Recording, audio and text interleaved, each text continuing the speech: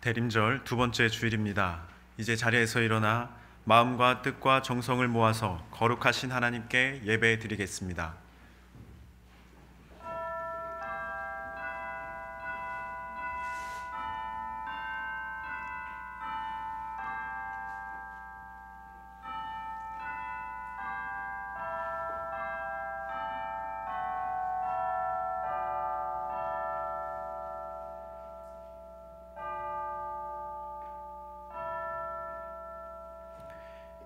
주의 빛과 주의 진리를 보내시어 나를 인도하시고 주의 거룩한 산과 주께서 계시는 곳에 이르게 하소서. 그런즉 내가 하나님의 제단에 나아가 나의 큰 기쁨에 하나님께 이르리이다. 하나님이여, 나의 하나님이여, 내가 수금으로 주를 찬양하리이다. 하나님은 영이시니 예배하는 자가 영과 진리로 예배할지니라. 아멘.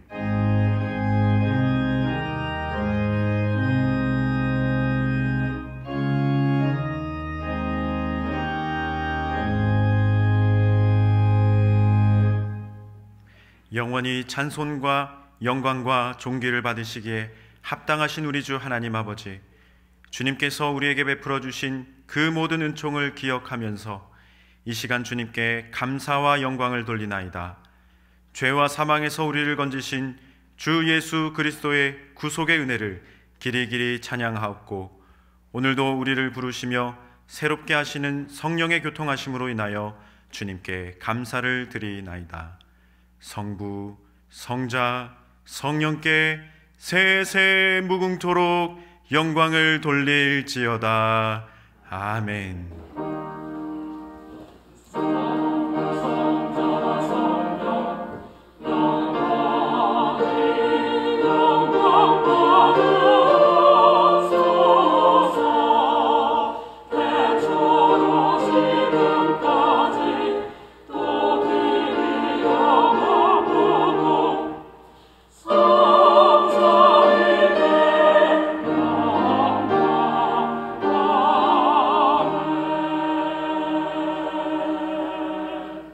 찬송가 339장을 찬송하겠습니다. 39장입니다.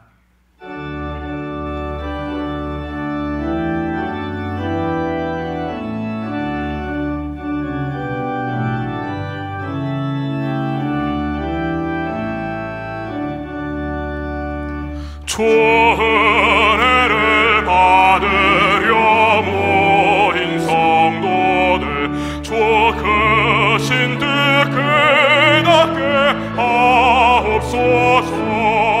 내 고통의 멍에를 다 벗게 되니 날 구속하신 이름 찬양하리. 주 우리를 곁에서 인도하시니 그 거룩한 나라가 이루어지네. 저 마귀와 싸워서 늘 승리하니 큰 영광 주께 돌려 찬양하리. 주 우리의 방패와 장검 되시니 나 승리의 소림을 따릅니다. 큰 환난을 당할 때 늘 도우시니 승전가로 비불러 찬양하리.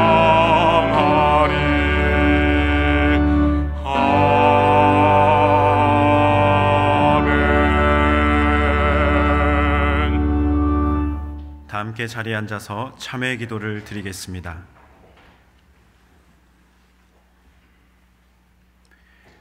우리를 구원하시고 용서하시고 품어주시는 은혜의 하나님, 오늘도 주 앞에 나와 감사를 드립니다. 주께서 이끌어 주셨기에 저희들이 여기에 있고, 물리치지 아니하시고 영접해 주시기에 감격한 마음으로 참회의 기도를 드릴 수 있습니다. 주님, 이 세상에 살면서 나만이 옳은 것 같이 생각하고 살 때가 얼마나 많은지요. 또한 나만이 불행한 것처럼, 나만이 피해자인 것처럼 생각하고 원망도 하고 불평도 많이 했습니다.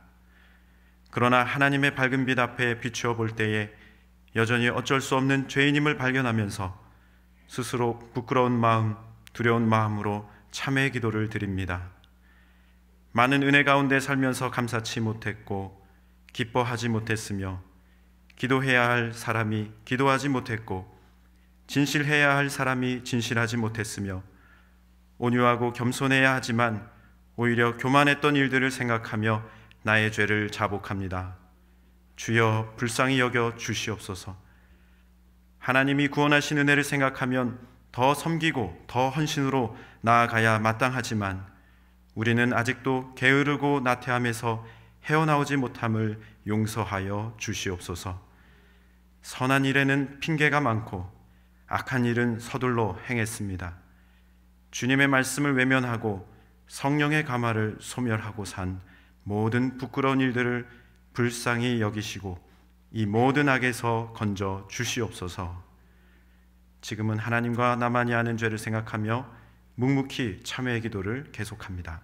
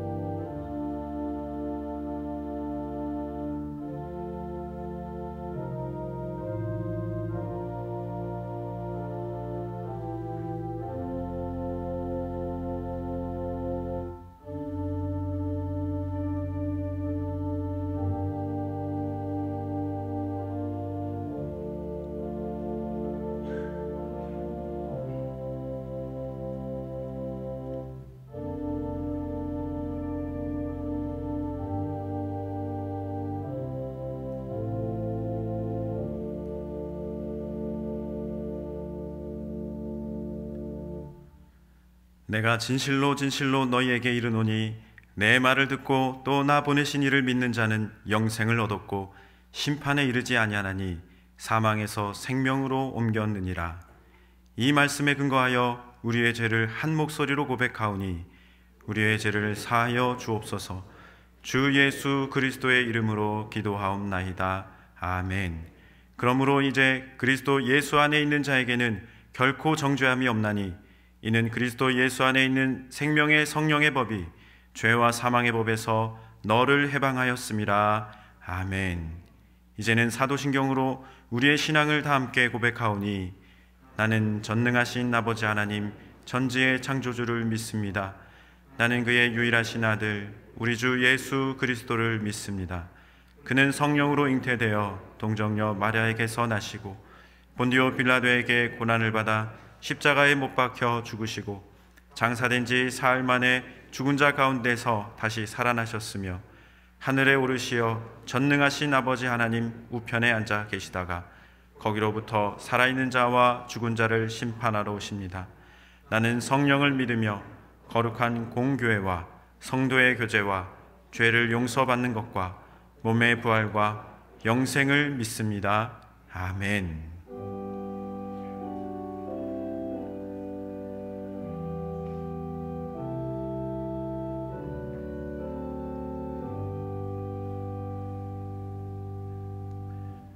성시교독은 교독문 116번 구주강림 두 번째 말씀입니다. 교독문 116번 구주강림 말씀입니다.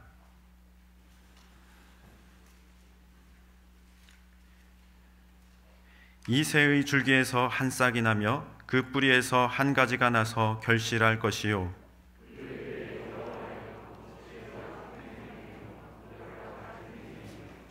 지식과 여호와를 경외하는 영이 강림하시리니 그의 눈에 보이는 대로 심판하지 아니하며 그의 귀에 들리는 대로 판단하지 아니하며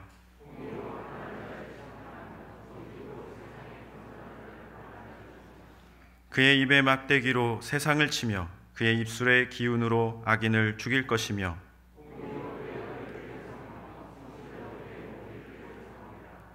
그때의 이리가 어린 양과 함께 살며 표범이 어린 염소와 함께 누우며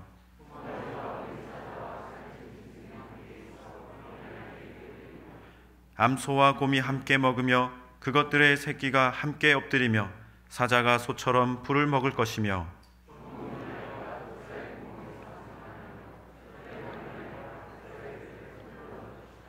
내 거룩한 산 모든 곳에서 해됨도 없고 상함도 없을 것이니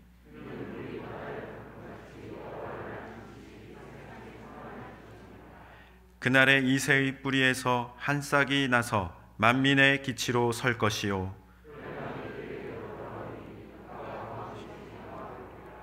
아멘. 찬송가 423장을 찬송하겠습니다.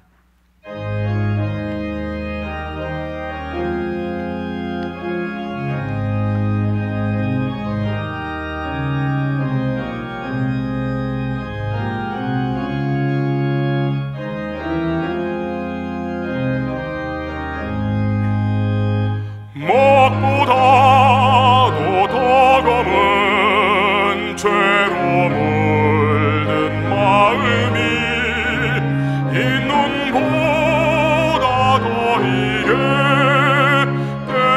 깨끗하게 씻겼네.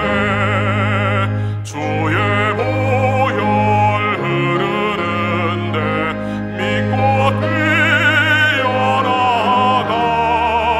주의 은혜 내가 입어 깨끗하게 되리라. 모든 의심 걱정과 두려움이 사라져 슬픈 탄식 변하여 기쁜 찬송 되었네. 주의 보혈 흐르는데 믿고 뛰어나가. 주의 은혜 내가 입어 깨끗하게 되었네. 세상 모기 영화와 즐겨하던 모든 것 주를 믿는 내게는 본토만도 못하다. 주의 보혈 흐르는데 믿고 뛰어나가. 주의 은혜 내가 입어 깨끗하게 되었네. 나의 몸은 보배는 저 전국에 쌓였네.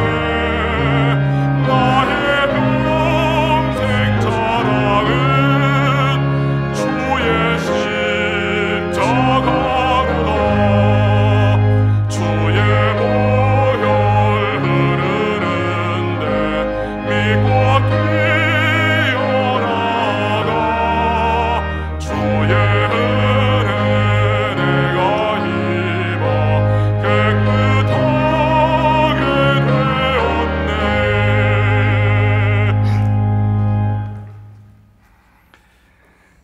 거룩하시고 은혜로우신 하나님 아버지, 일찍이 저희를 구원의 자녀 삼아주시고 이 어렵고 험한 세상에서 지켜주셨다가 오늘 거룩한 주일 대림절 둘째 주일에 다시 하나님 앞에 모여 예배드리게 하시니 감사드립니다. 이 시간 교회와 각 가정에서 예배드리는 우리 모두가 주 안에서 하나 되어 온 마음과 정성을 다해 영과 진리로 예배드리게 하시고 하나님 홀로 영광받아 주시옵소서. 하나님, 코로나가 기승을 부리며 우리의 일상을 위협하고 많은 이들이 고통 중에 있습니다. 이는 모두 저희의 끝없는 욕심과 탐욕이 부른 결과이오니 하나님, 저희를 불쌍히 여기사 용서해 주시고 이 땅 고쳐 주시옵소서. 속히 이 온역이 그쳐 예배가 온전히 회복되고 일상이 회복될 수 있도록 자비와 긍휼을 베풀어 주시옵소서. 또한 코로나로 멈춰진 시간이 우리의 신앙을 되돌아보는 회개의 시간, 하나님과 더 긴밀한 교제를 나누는 은혜의 시간 되게 주시옵소서. 하나님, 코로나로 인한 경제적 고통과 대립과 갈등으로 어려움 당하는 이 나라의 민족을 불쌍히 여기사 지켜주시고 대통령과 위정자들에게 함께 하셔서 이 난국을 잘 극복할 수 있도록 지혜와 명철을 더해 주시옵소서. 하나님, 한국교회를 눈동자같이 지켜주시사 코로나와 또 평등의 미명하에 교회를 흔들려는 무리들의 괴계를 폐하시고 이제 한국교회가 주 안에서 한 몸이 되어 비난의 대상이 아닌 세상의 소망이 되며 분열과 갈등을 치유하고 화평케 하는 평화의 도구로 사용해 주시옵소서. 사랑의 하나님, 승리교회가 말씀 위에 바로서 세상에 주님의 사랑을 전하며 지역사회의 빛과 소금의 사명을 잘 감당하게 인도해 주시옵소서. 이제 연말을 맞아 모든 일들을 잘 마무리하고 새해에도 더욱 헌신하여 하나님께 영광 돌리는 충성스러운 종들 다 되게 복내려 주시옵소서. 또한 다음 세대인 어린 심령들부터 중고등부 청년들을 하나님의 장중에 붙들어 주시고 수고하는 교역자 교사들을 성령 충만하게 하셔서 하나님의 말씀을 잘 가르쳐 지키도록 권능을 더해 주시옵소서. 하나님, 수능을 마친 수험생들과 수고한 가족들에게 참 평안과 안식을 주시고 남은 대학 진학까지도 은혜로 인도해 주시옵소서. 고마우신 하나님, 우리 의임 목사님 이제 목회를 아름답게 잘 마무리하게 하시니 감사드립니다. 이후의 일정도 주님께서 함께해 주시옵소서. 또 온 교우들이 기도하며 기다린 우리 박규성 목사님을 보내주심을 감사드립니다. 목사님께 늘 영육간의 강건함을 더하시고 성령으로 충만하게 말씀과 사랑이 충만하게 하셔서 우리 승리교회를 잘 이끌어 영적으로 더욱 성장하고 부흥될 수 있도록 축복해 주시옵소서. 이 시간도 말씀 전하실 때 목사님께 영역을 7배나 더하셔서 이 지치고 힘든 세상에서 갈급한 영혼들에게 생명수 같은 말씀 전하게 해주시고 그 말씀이 마음밭에 잘 심겨 100배의 결실로 우리의 삶 속에 나타나는 귀한 말씀 되게 해주시옵소서. 이 시간도 찬양으로 영광 돌리는 할렐루야 찬양대의 찬양을 기쁘게 받으시고 예배를 돕는 모든 손길들 함께 하셔서 이 예배가 온전히 하나님께만 영광을 돌리게 하시옵소서. 오늘도 주님 다시 오심을 기다리며 처처에서 예배드리는 모든 우리 승리의 권속들에게 한없는 은혜와 사랑을 베푸시고 그 마음의 소원과 기도를 응답해 주시기를 원하오며 예수님 이름으로 기도드리옵나이다. 아멘.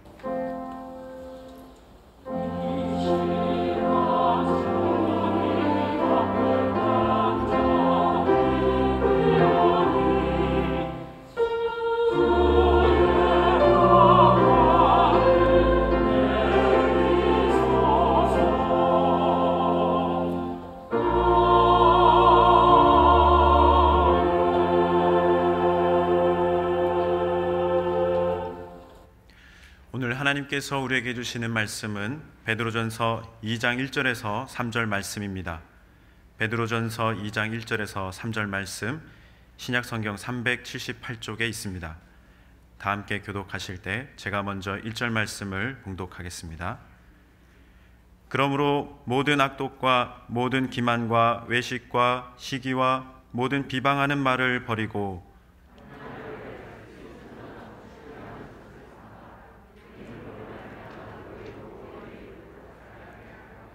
함께 봅니다.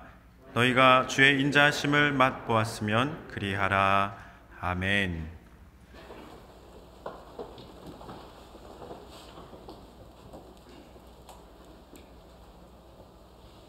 내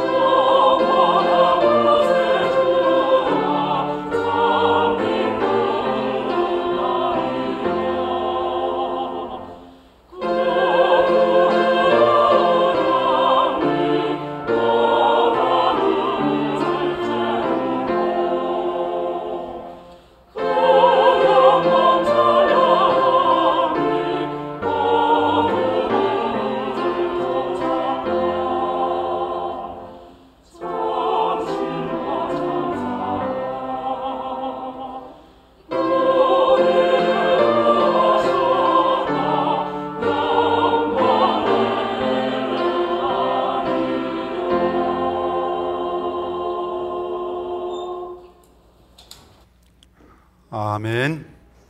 아름다운 찬양, 하나님께서 크신 영광 받으신 줄 믿습니다. 하나님께서 우리 승리교회를 사랑하셔서 참으로 좋은 목사님, 지혜와 성령이 충만한 목사님을 담임 목사님으로 보내주셨습니다. 우리 박규성 목사님은 지난 7년간 영락교회에서 부목사님으로 계시면서 교구와 목양부를 담당하셨습니다. 지난 7월에 승리교회 담임 목사로 청빙되었고 12월 1일부로 부임하시게 되셨습니다. 정말 어려울 때 부임하셨습니다. 저를 위해 기도하신 것보다 갑절로 우리 목사님 위해서 많이 기도해 주시기를 바랍니다.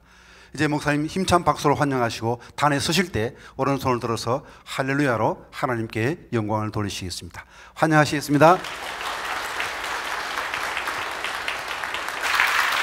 할렐루야. 감사합니다. 하나님의 은혜와 인도하심으로 우리 승리교회에 부임을 하게 된 박규성 목사입니다. 목사님께서 말씀하신 것처럼 정말 엄중한 상황에 바톤 터치한다는 것이 정말 어깨가 무겁습니다. 저를 위해 많이 기도해 주시면 감사하겠습니다. 바로 이렇게 예배당에서 또한 생방송으로 예배를 드리시는 모든 승리교회 성도님들을 주님의 이름으로 사랑하고 축복합니다. 바라옵기는 제가 우리 승리교회에 하나님의 은혜를 폭포처럼 쏟아지게 만드는 하나님의 거룩한 축복의 통로로 귀하게 쓰임받기를 간절히 소망합니다. 저는 지난주 주일 찬양 예배 때 영락교회에서 고별 설교를 하고 딱 이틀 뒤인 12월 1일에 우리 일산으로 이사를 오게 되었습니다. 그러니까 목회 사역에 한 주의 공백도 없이 딱 하루 월요일 쉬고 이사하면서 우리 승리교회에 부임을 하게 된 것입니다. 근데 지난주에 여러 서류가 필요해서 주민등록 초본을 떼기 위해서 동사무소에 방문해서 초본을 딱 받아들고는 제가 이번 이사가 이곳 일산으로 오는 이사가 몇 번째 이사인가 한번 세어봤습니다. 그랬더니 제가 태어나서 지금까지 이번 이사가 15번째 이사였습니다. 그래서부터 참 이사를 많이 다녔구나 생각했는데, 그렇다면 결혼하고는 몇 번째 이사인가 또 세어봤더니 결혼하고는 7번째 이사였습니다. 그래서 솔직히 제 마음에는 이번 이사만큼은 뭔가 좀 달라야 하지 않을까 하는 생각도 해보았습니다. 뭔가 특별한 것이 아니라 거창한 것이 아니라 그동안은 이사를 많이 다니면서 해마다 집안에 쌓여지는 물건들을 버리지 않고 이사 갈 때마다 계속 늘어나는 짐을 그대로 가지고 다녔던 겁니다. 그러다 보니 짐이 어마어마하게 늘어나게 되겠지요. 무엇보다도 책이 많았습니다. 이삿짐센터 직원들이 저희 집에 오면 항상 당황하는 것이 뭐냐면 책꽂이에 책을 뽑으면 안에 또 있는 겁니다. 2중 3중으로 제가 특별히 맞춰가지고 집에 책꽂이를 있다 보니까 책이 정말 많았거든요. 게다가 아이가 셋인데 성별이 다릅니다. 아들, 딸, 딸인데 그러다 보니까 아들 짐, 딸 짐 이렇게 다 다르고요. 또한 첫째하고 막내 늦둥이하고 7살 터울이 나다 보니까 물려줘야 되겠다는 마음에 버리지 못하고 가지고 다니던 짐들이 참 많았습니다. 그래서 승리교회 청빙이 결정된 다음에 이대로는 안 되겠구나, 무언가 결단을 해야 되겠다 생각하고 아내하고 틈틈이 시간을 내서 짐을 정리하기 시작했습니다. 그런데 교인들에게도 제가 짐을 정리한다는 게 소식이 들려갔는지 어느 날 어떤 권사님께서 제게 다가오셔서는 목사님, 이제 곧 이사를 하실 텐데 이거 하나 꼭 보셔야 돼요 하면서 TV 프로그램 하나를 소개해 주시는데 신박한 정리라는 프로를 꼭 보시라는 겁니다.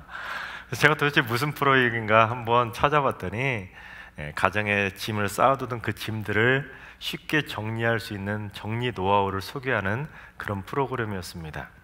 그런데 그 프로그램을 보면 뭐가 연예인들 집에 잔뜩 짐을 쌓아두고 사는 그 연예인들을 소개하면서 이렇게 산더미처럼 쌓아두던 짐도 어떻게 해요?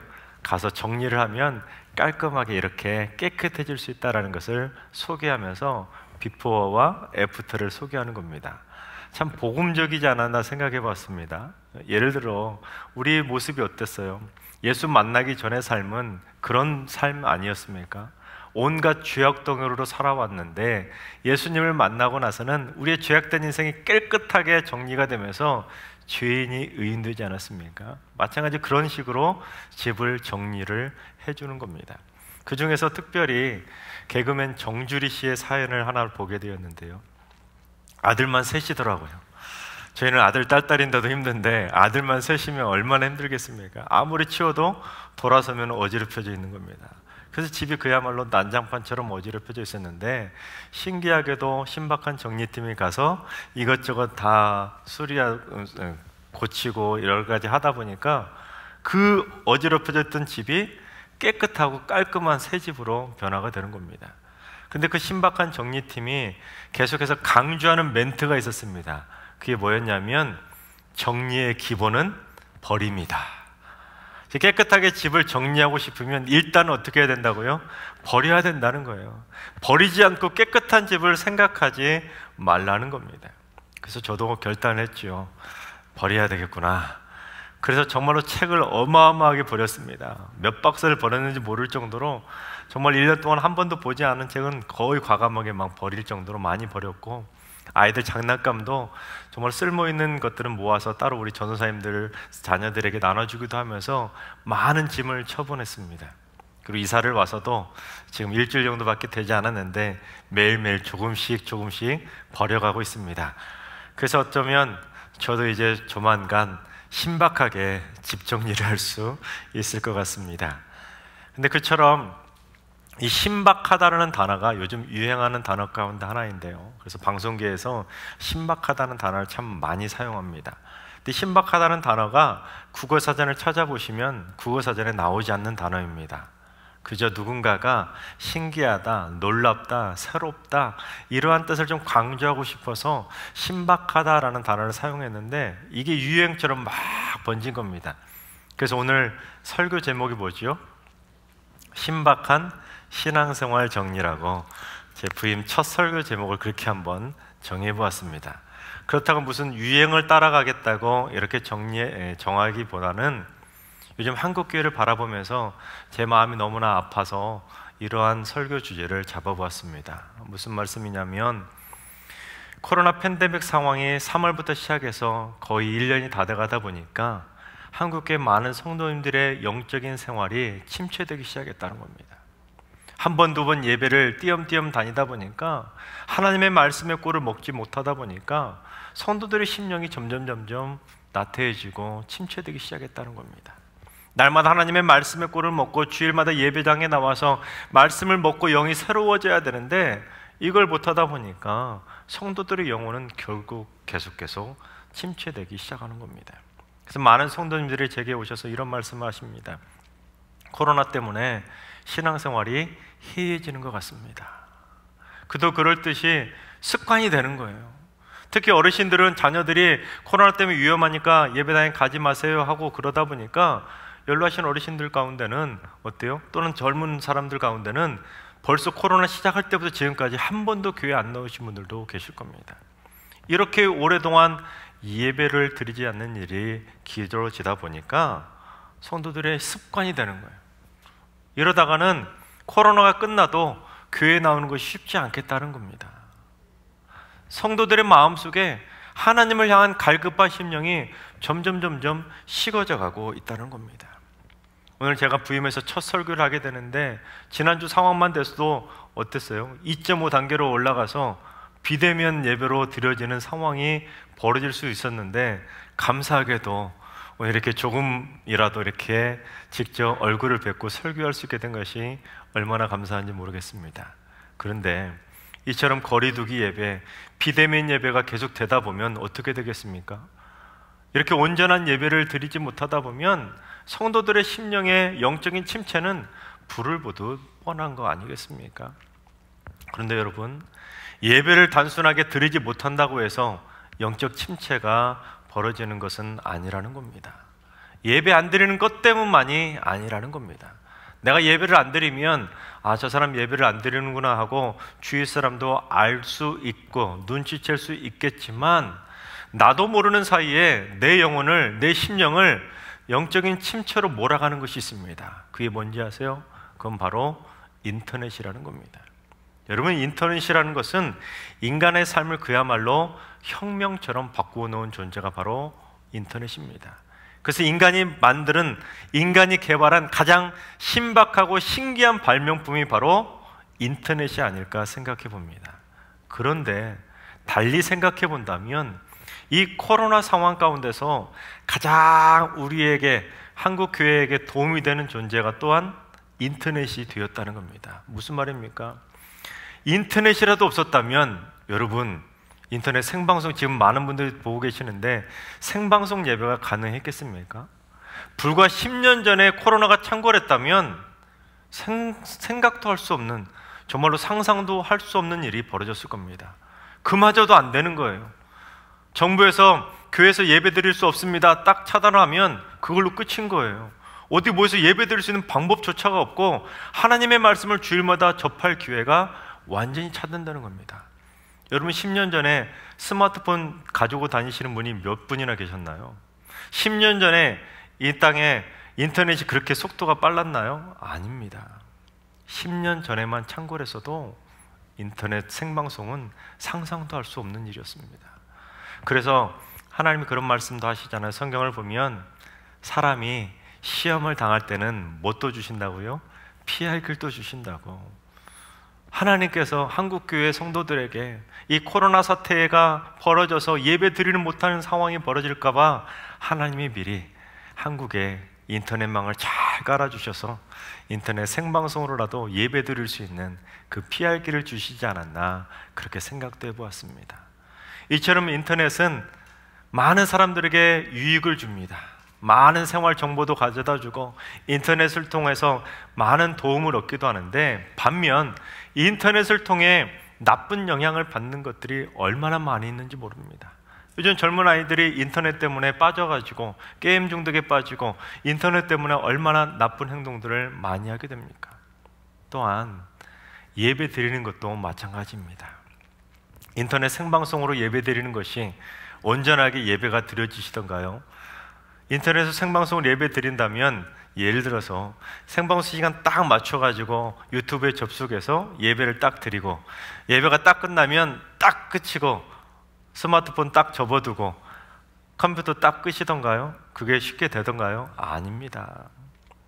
예배 시작 몇 분 전부터, 어떤 분은 1시간, 2시간 전부터 핸드폰으로 이것저것 막 검색하다가 대부분 놓치는 분들도 많을 것이고, 이것저것 유튜브로 검색하다가 다른 교회 영상도 보고 어떤 유명한 목사님 설교도 한번 들어보고 온갖 것들을 보다가 그래도 양심은 있으니까 우리 승리교회 설교 한번 들어봐야지, 예배 드려야지 하고 그렇게 하다가 예배 드리시는 분들도 많으실 겁니다. 물론 전부 다 그러지는 않으실 겁니다. 또한 유튜브를 보면 정말로 하루 종일 우리가 다 봐도 보지 못할 만한 엄청난 영상들이 유튜브에 쏟아져 올라오고 있습니다. 그걸 다 볼 수도 없는 양들이 올라오고 있지요. 그런데 많은 크리스찬들도 유튜브에 올라오는 그 수많은 영상들을 검증하지 않고 그냥 무분별하게 이거 좋은 영상이야, 이거 한번 들어봐 하면서 수많은 사람들에게 그걸 공유하고 이렇게 제공하는 그런 걸 하느라 많은 시간을 낭비하고 있다는 겁니다. 근데 여러분, 정말로 죄송하지만 우리가 하나님의 말씀에 몰입하지 아니하고 인터넷에 집중하다 보면 우리의 심령은 온갖 인터넷 쓰레기들로 가득 찰 수가 있다는 겁니다. 인터넷 안에는 정말 많은 정보들이 가운데 유익한 정보, 내게 도움이 되는 정보, 나를 살리는 정보도 분명히 있을 겁니다. 그러나 아무리 생각해도 인터넷에는 보지 말아야 될 정보들, 유익하지 않은 정보들, 가짜 정보들, 나쁜 정보들이 더 많은 것 같습니다.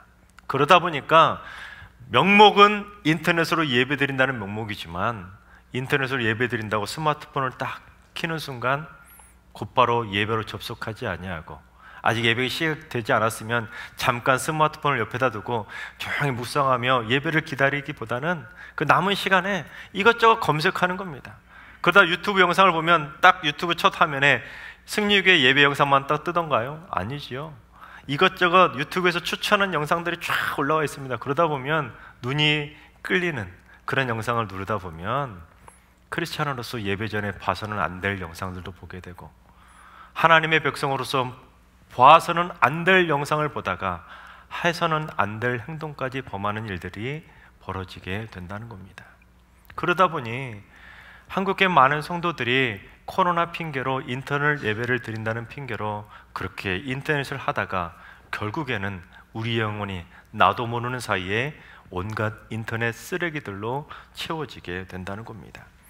볼 필요도 없는 영상까지도 다 보다가 엄청난 시간을 허비하고 있는 겁니다.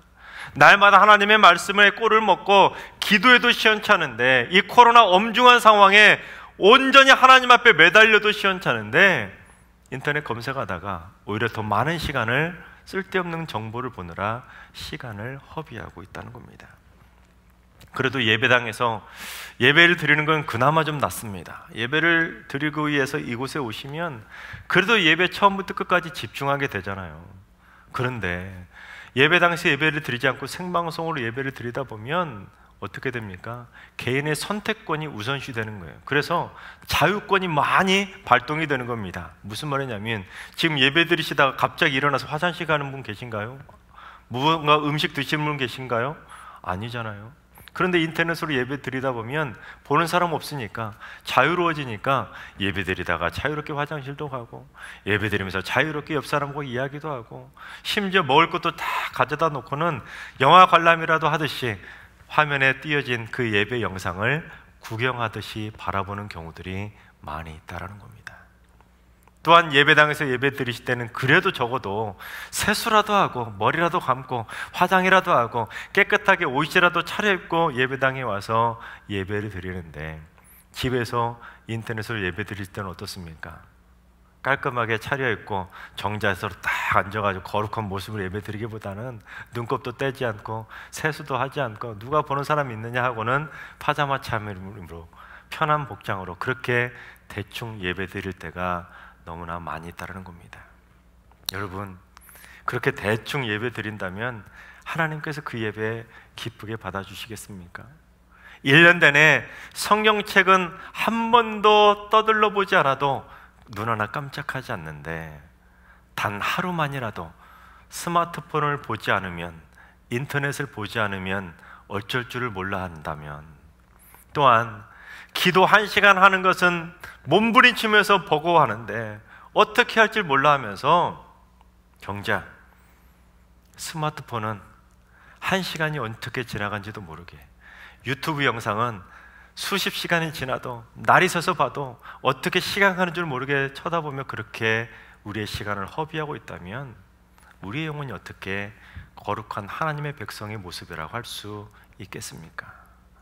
지금까지 드린 말씀은 이 코로나 상황을 빗대어서 말씀드린 것이지만, 사도 베드로는 그런 모든 죄악된 모습들을 버려야 한다라고 강조하고 있는데, 오늘 본문 1절 말씀을 한번 봉독해 보겠습니다. 그러므로 모든 악독과 모든 기만과 외식과 시기와 비방하는 말을 버리고, 여러분, 베드로가 버려야 된다는 건 5가지를 언급했습니다. 악독, 기만, 외식, 시기, 비방, 5가지를 언급했는데, 여러분 한번 생각해 보세요. 이 5가지가 나하고 상관 있는 것으로 생각되시나요? 아니면 나와는 상관없는 것처럼 여기시나요? 에이, 목사님, 제게 무슨 악독이라니요? 제게 무슨 시기요 비방이라니요? 제가 천사표 아니겠습니까? 저하고는 거리가 먼 거예요 하고 그런 생각이 드시나요? 아닙니다. 번역상 어떻게 보면 나하고는 상관없는 것처럼 여겨지겠지만, 한자 한자 따져본다면 다 우리를 향한 경고의 메시지라는 겁니다. 첫 번째, 베드로가 무엇을 경고했습니까? 모든 악독을 버리라 라고 말했는데, 이 말 안에는요, 인간이 저지르는 모든 죄악이 다 포함되어 있습니다. 왜냐하면 이 악독이라는 번역된 헬라어 단어 카키아라는 단어의 원래 뜻 안에는요, 악한 것, 죄라는 뜻이 포함되어 있습니다. 그러니까 베드로 사도가 모든 악한 것을, 악독을 버리라라는 것은 그 안에는 인간이 저지를 수 있는 머리부터 발끝까지 생각까지도 모든 악한 것, 모든 죄는 다 버려야 된다라고 경고하고 있는 것입니다. 그래서 이 첫 번째 경고에 우리 가운데 자유로울 수 있는 사람이 있을까요? 없습니다. 왜냐하면 인간은 누구나 다 날마다 죄를 짓고 사는 죄인이기 때문입니다. 또 한번 마지막에 하나만 더 살펴볼까요? 베드로가 무엇을 버리라고 했습니까? 뭐든 비방하는 말을 버리라 라고 말하고 있는데, 비방하다라는 단어가 카탈랄리아라는 헬라어 단어인데 이 말 안에는요, 험담하다, 욕하다라는 뜻이 있습니다. 에이, 제가 무슨 욕하다니요. 저는 험담 안 해요. 저는 남들 비방하고 살지 않아요. 제 입은 얼마나 깨끗한데요. 그렇게 자신 있게 하나님 앞에서 말할 수 있는 사람이 누가 있겠습니까? 인간의 입으로는 결코 할 수 없는 일들이 많이 있지요.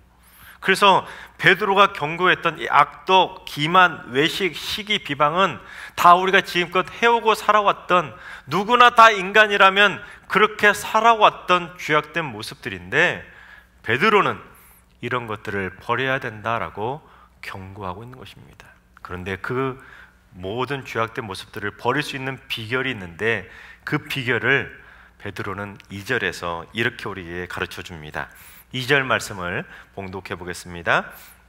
갓난아이들 같이 순전하고 신령한 젖을 사모하라. 이는 그로 말미암아 너희로 구원에 이르도록 자라게 하려 함이라. 아멘. 여러분, 갓난아기에게 있어서 엄마의 젖은 무슨 의미일까요? 목숨입니다. 생명입니다. 갓난아이가 엄마의 젖을 먹지 않으면 목숨을 잃는 거예요. 마찬가지입니다. 죄악으로 더럽혀져 있던 우리 죄인된 모습으로 살아가고 있는 우리 죄인들은 그 갓난아이가 엄마의 젖을 갈망하는 것처럼 그 신령한 젖을 사모해서 그 신령한 젖을 먹음으로써 우리의 심령을 거룩하고 깨끗하게 청소해가면서 날마다 구원에 이르기까지 자라가야 한다는 겁니다. 그렇다면 베드로 사도가 언급하고 있는 이 신령한 젖은 무엇을 의미하느냐? 오늘 본문인 베드로전서 2장 앞장인 1장 맨 마지막 절 25절에 그 해답이 들려 있습니다. 25절도 봉독해 보겠습니다. 오직 주의 말씀은 세세토록 있도다 하였으니 너희에게 전한 복음이 곧 이 말씀이라. 아멘. 즉 풀도 마르고 꽃도 시들고 사람도 모든 영광도 결국에는 다 사라지게 되겠지만 세세토록 영원토록 변하지 않고 영원토록 있을 것 딱 하나가 있는데 그게 바로 하나님의 말씀이라는 겁니다.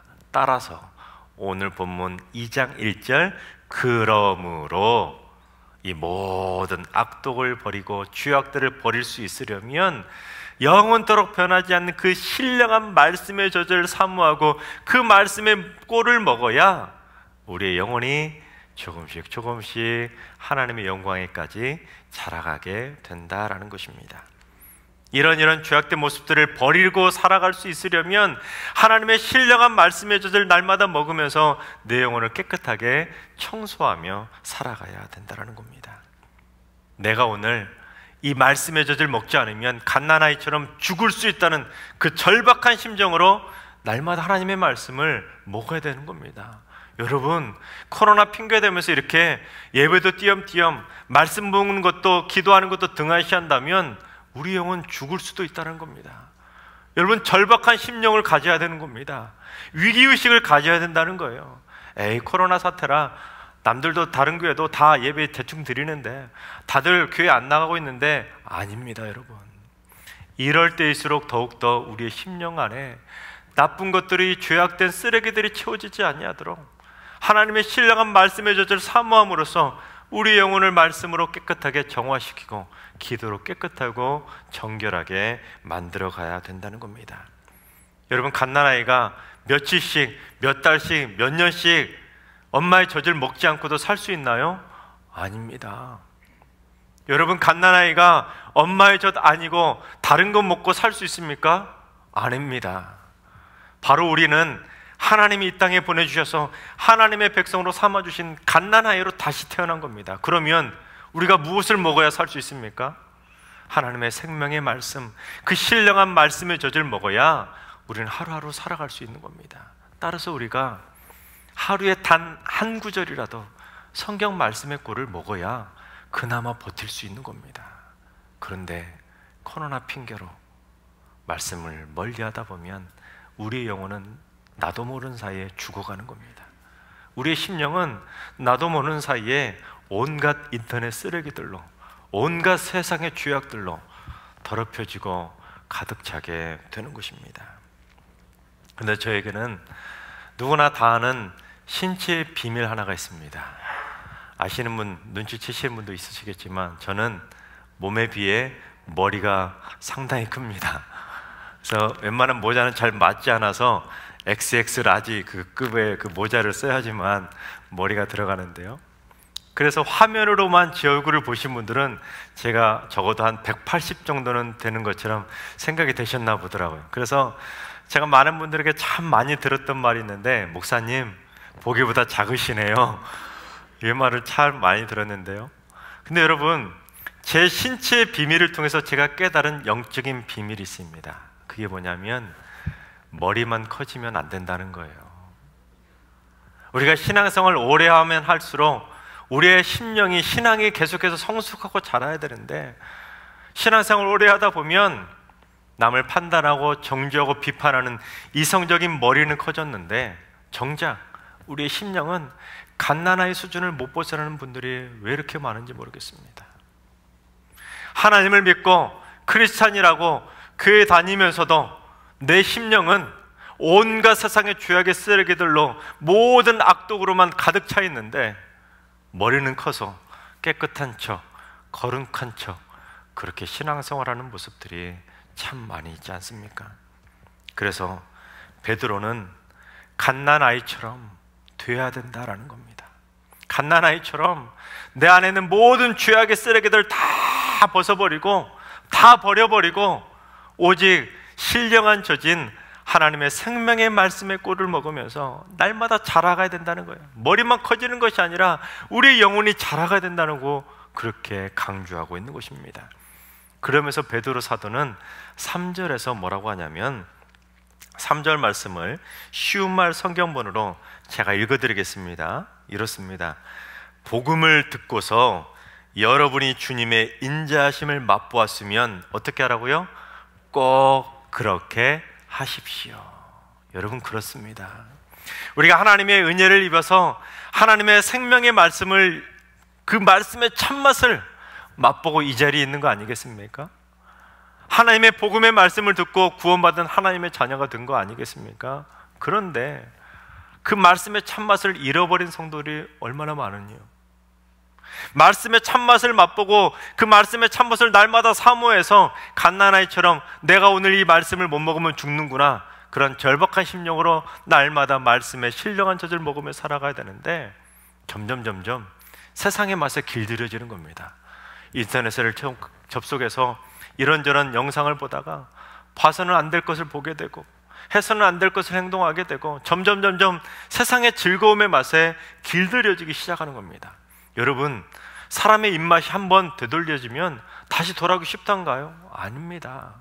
우리의 입맛이, 우리의 영혼의 입맛이 세상의 맛에, 죄악의 맛에 길들여지게 된다면 돌아오기 힘든 거예요. 여러분, 예수 믿으면 땡이 아닙니다. 말씀의 참맛에 한번 길들여진다면 그 참맛만 사모하며 살아가야 되는 겁니다. 여러분, 하나님의 말씀의 참맛에만 취해 사시고 세상의 맛에는 결코 취하지 마시기 바랍니다. 그게 바로 하나님이 원하시는 하나님의 백성의 모습 아니겠습니까? 이번 코로나 사태로 인해서 한국교회 성도들은 두 부류로 나눠지지 않을까 생각합니다. 한 부류는요, 머리만 커진 채로 코로나 핑계로 교회도 띄엄띄엄, 성경도 띄엄띄엄, 기도도 띄엄띄엄 하다 보니까 어때요?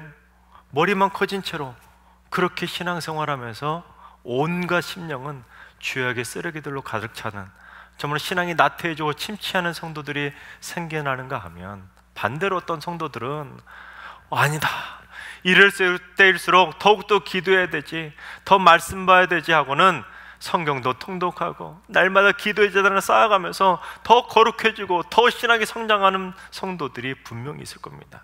그러면 머지않아 코로나 사태 끝나고 다 같이 이제 예배당에 와서 예배 드릴 때 딱 표가 날 겁니다. 아이고, 아무개 집사님 못 본 사이에 신앙이 훅 성장하셨네요. 아이고, 아무개 성도님, 아무개 집사님 그동안 신앙 어떻게 다 까먹었었습니까? 그렇게 두 종류로 나눠지지 않겠습니까? 여러분, 우리가 어떤 모습으로 신앙생활을 해야 되겠습니까? 하나님의 말씀의 꼴을 날마다 먹으며 갓난아이처럼 신령한 하나님의 말씀의 젖을 사모하면서 그 말씀의 젖을 통해 날마다 조금씩이라도 우리의 신앙이 자라가야 되지 않겠습니까? 그 자라남을 언급했던 시인이 있습니다. 세계적인 석학이었는데요, 시인이었는데 하버드 대학의 현대 언어학 교수였던 롱펠로우입니다. 롱펠로우는 몰라도 이런 말은 들어보셨을 겁니다. 음악은 세계 모든 사람들에게 다 통하는 만국 공용어다. 들어보셨죠? 이 말 했던 시인인데, 이 롱펠로우의 노년의 모습을 보면, 사진을 보면 미국에서 우표로도 나왔는데요, 보시면 머리부터 수염까지 덥수로 간데 온통 백발의 노인입니다. 그런 얼굴인데, 그래서 그 얼핏 보면 백발이 성성한 노인처럼 보여지지만 가까이서 보면 얼굴에 빛이 다른 거예요. 생기가 있는 겁니다. 그래서 보이는 것보다 더 젊어 보이고 생기가 있고 늘 젊은 모습으로 그렇게 생기 있게 살았다고 해요. 그래서 하루는 친구가 롱펠로우에게 물었다고 합니다. 자네는 어떻게 그 젊음을 가지고 있는가? 그 비결이 뭔가 물어봤더니 롱펠로우가 창밖에 있는 커다란 고목을 가리키면서 이렇게 말했다고 합니다. 저 나무를 보게나, 이제는 늙은 나무이지. 그런데 저 나무가 그래도 해마다 꽃도 피고 열매를 맺고 있다네. 저 나무가 그렇게 할 수 있는 비결이 뭔지 아는가? 그건 저 나무가 그래도 해마다 조금씩이라도 성장하면서 자라고 있기 때문이지. 마찬가지라네. 나도 그렇게 살고 있다네. 나도 나이가 들면서 점점 성장해야 된다는 그 절박한 마음으로 성장하려고 노력하며 살고 있다네. 여러분, 마찬가지입니다. 세상 사람들도 그렇게 살아가고 있는데 우리는 달라야 되지 않겠습니까? 하나님을 믿는 하나님의 자녀된 우리들도 날마다 하나님의 생명의 말씀의 꼴, 생명의 젖, 그 말씀의 젖을 먹으면서 날마다 우리의 영혼이 조금씩이라도 자라가야 할 줄로 믿습니다. 코로나 사태로 인해서 성도님들이 시간이 좀 여유로워지셨을 겁니다. 많은 연말의 모임들도 코로나 때문에 취소가 됐을 텐데, 그 여유로워진 시간, 짜투리 시간에 인터넷 검색하고 온갖 세상에 봐서는 안 될 영상들, 볼 필요도 없는 영상들을, 볼 필요도 없는 인터넷 기사들을 보느라 시간 낭비하지 마시고, 온갖 죄악의 쓰레기들로 우리 심령을 채우려 하지 마시고, 온전히 하나님의 신령한 말씀의 꼴을 여러분의 심령 안에 가득가득 채워갈 수 있기를 바랍니다. 제가 오늘 첫 설교 때 이렇게 보라색 스톨이라는 것을 메고 왔는데요, 제가 장신대에서 예배 설교학을 전공했는데 이 스톨 가운데 이 색상이 중요한데 절기마다 색상이 있습니다. 근데 이 보라색 색상을 착용하는 절기가 두 절기가 있는데, 사순절 절기하고 대림절 절기에 이 보라색을 착용하게 됩니다. 근데 사순절 절기에 착용하는 보라색의 의미는 조금 다릅니다. 그때는 참회, 회개, 하나님 앞에 조금 더 정결하고 거룩한 모습으로 서기 위해서 보라색을 상징하는 스톨을 착용하게 되는데, 대림절 기간에는 다른 의미입니다. 그 당시 예수님 당시 왕의 상징은 보라색이었습니다. 그러니까 예수님이 오시는 것은 만왕의 왕이신 예수님이 오시는 것이죠. 그래서 대림절 기간에는 이처럼 대림절 초도 보라색으로 시작을 하게 되는 것입니다. 근데 여러분, 대림절과 사순절의 보라색이 같은 색이라는 것은 큰 의미가 있는 겁니다. 무슨 말이냐면, 이 땅에 만왕왕이신 분이 어떤 모습으로 오시죠? 갓난아이의 모습으로 오십니다. 그러면 갓난아이면 오늘 말씀을 떠올려야 되는 겁니다. 갓난아이로 이 땅에 오셔서 우리를 구원하기 위해 오시는 그 주님을 우리가 기쁜 마음으로 영접하려면 우리의 안에 있는 그 죄악의 쓰레기들을 다 정결하게, 사순절 때만 정결하게 할 것이 아니라 주님이 오시는 그 성탄절을 준비하면서도 우리 안에 죄된 모습들을, 죄악의 쓰레기들을 과감하게 다 버려야 갓난아이로, 만왕의 왕으로 오시는 우리 아기 예수님을 기쁨으로 맞이할 수 있다는 사실입니다. 하나님이 사랑하신 여러분, 여러분의 신앙생활을 이번 기회에 코로나 핑계대지 마시고 한번 신박하게 정리해 보시기 바랍니다. 여러분의 심령 안에 있는 죄악의 쓰레기들이 있다면, 버려야 될 것이 있다면 망설이지 마시고 과감하게 버리실 수 있기를 바랍니다. 그래야 우리가 나이 들면서도 성령의 열매도 맺을 수 있는 것이고 전도의 열매도 맺을 수 있는 것이고 복음의 꽃을 피우며 그리스도의 향기를 바라는 하나님의 백성으로 자라날 수 있는 것입니다. 바라옵기는 우리 모두 다 하나님 보시기에 부끄럽지 않은 모습으로 우리 안에 있는 모든 죄악의 쓰레기들, 죄악의 모습들은 다 버려버리고 날마다 하나님 앞에서 부끄럽지 않은 거룩한 하나님의 백성들로 살아가게 되시기를 주님의 이름으로 축원합니다. 기도하겠습니다. 거룩의 그 자체이신 거룩의 하나님, 내가 거룩한 것처럼 너희도 거룩하라고 말씀하셨건만 저의 삶이 온갖 더러운 죄악으로 물들어가고 더럽혀져 갔음을 고백합니다. 그럼에도 불구하고 자각하지 못하고 깨끗한 척, 거룩한 척, 신앙생활 잘하는 척, 착한 척 하면서 자신을 포장하며 머리만 커진 채로 가식과 위선 가운데 살아왔음을 고백합니다. 주님, 이제는 코로나 핑계대지 않게 하시고 저희들 모두 다 죄악의 악한 습성들을 과감하게 다 버리게 하시고 하나님의 갓난아이로 되돌아가서 날마다 신령한 말씀의 젖을 사모하게 하여 주시옵소서. 어린아이의 심정으로 날마다 말씀의 꿀을 먹음으로써 날마다 우리의 심령이 구원에 이르도록 기쁨으로 자라게 하여 주시옵소서. 그래서 머리만 큰 종교인으로 사는 것이 아니라 믿음과 행함의 균형이 잡힌 성숙한 신앙인으로 살게 하여 주시옵소서. 거룩의 본을 보여주신 주 예수 그리스도 이름으로 축복하며 기도하옵나이다. 아멘.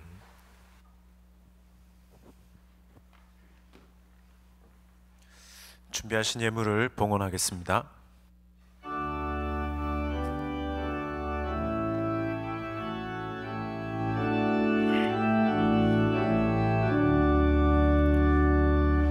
내게 있는 모든 것을 주를 위해 드리래.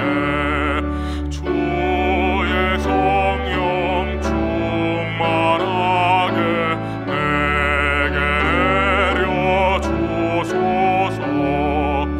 주께 드리래.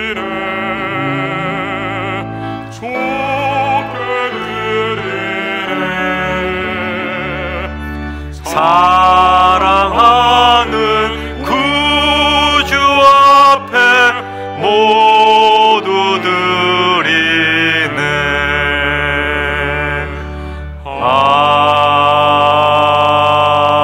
아멘. 사랑과 은혜가 풍성하신 하나님, 은혜와 사랑을 참으로 감사를 드립니다. 하나님의 은혜가 아니면 단 하루도 살 수 없는 연약한 저희들을 붙잡아 주셔서 지난 한 주간도 은혜 안에 살게 하시니 감사를 드립니다.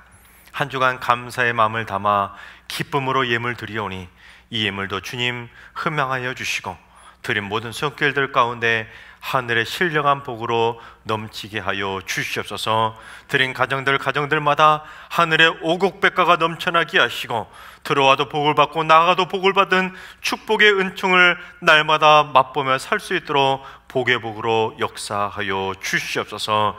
기도의 손을 담아 드린 모든 예물들의 기도의 손을 응답하여 주시고 드린 손길들이나 드리지 못한 손길들이나 앞으로 청죽이 된 심령으로 하나님께 받은 것 하나님께 감사함으로 드리며 살아갈 수 있는 주님의 백성들 되게 하여 주시옵소서. 이 귀한 예물들 허투루 쓰이지 아니하도록 인도하주시고 하나님 영광을 위하여 아름답게 쓰임되게 하여 주시옵소서. 이 모든 간구를 예수 그리스도 이름으로 간절하게 봉헌 기도 드리옵나이다. 아멘.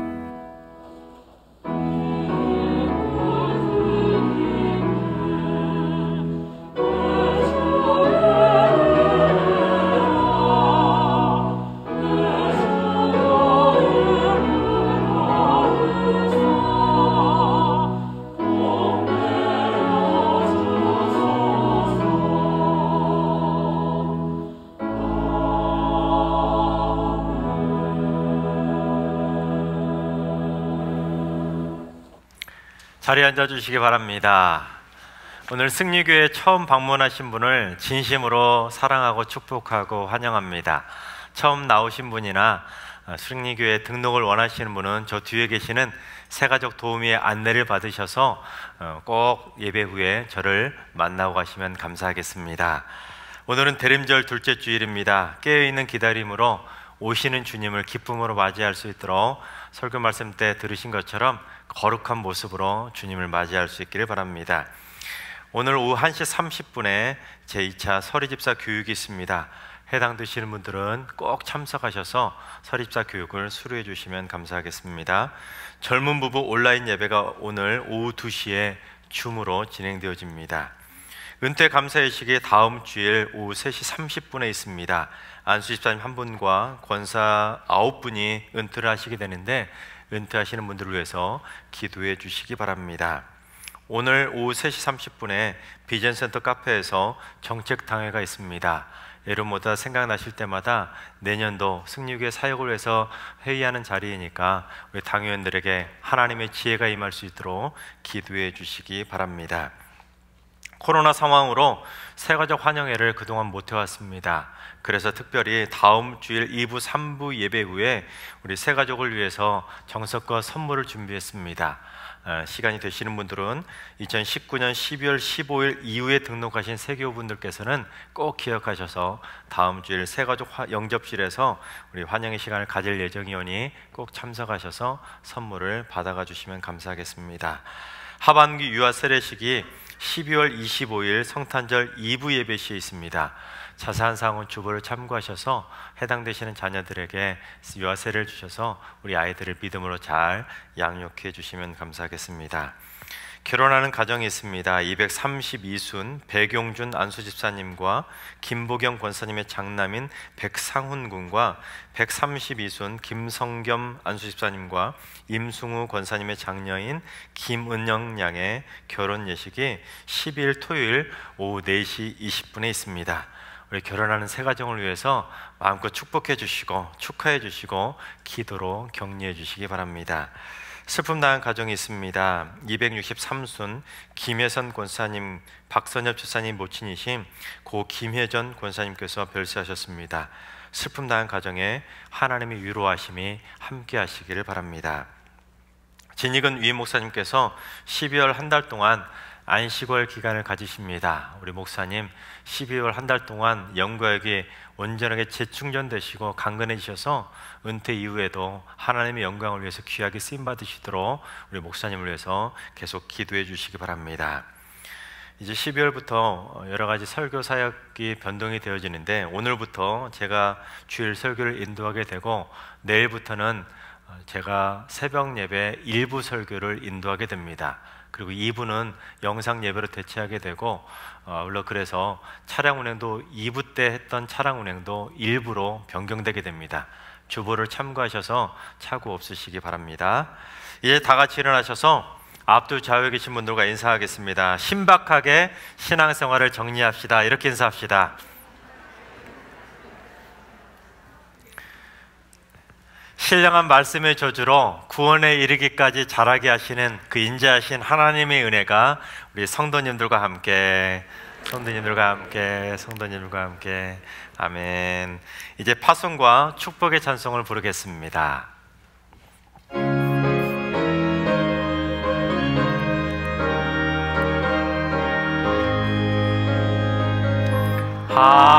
하나님의 독생자 예수 날 위하여 오시었네. 내 모든 죄 사시려고 십자가 지셨으니 다시 사셨네.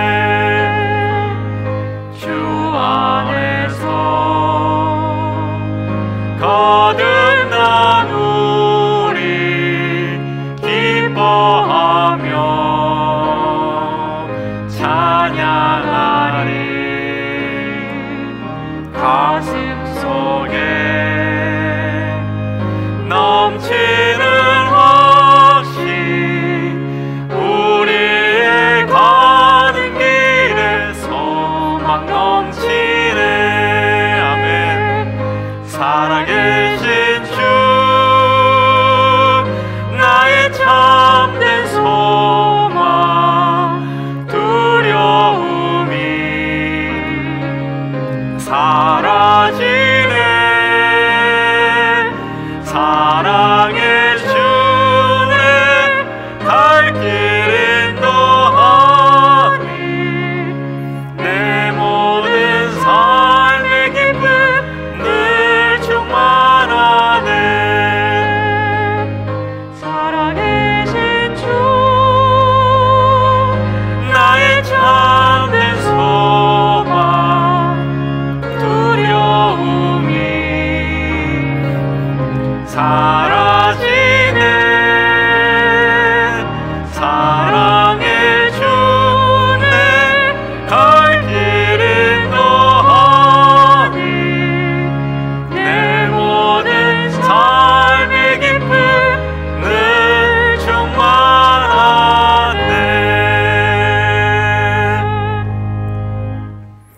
이제는 우리 주 예수 그리스도의 은혜와 하나님 아버지의 만극하신 사랑하심과 성령님의 교통하심과 역사하심이 모든 죄악을 버리고 신령한 말씀의 젖을 사모하여 날마다 자라기로 다짐하는 머리 숙인 모든 성도님들과 가정과 일터와 잔손들의 앞날 위에, 그리고 승리교회와 이민족과 선교지 위에 이제로부터 영원까지 항상 함께 하시기를 간절히 축원하옵나이다.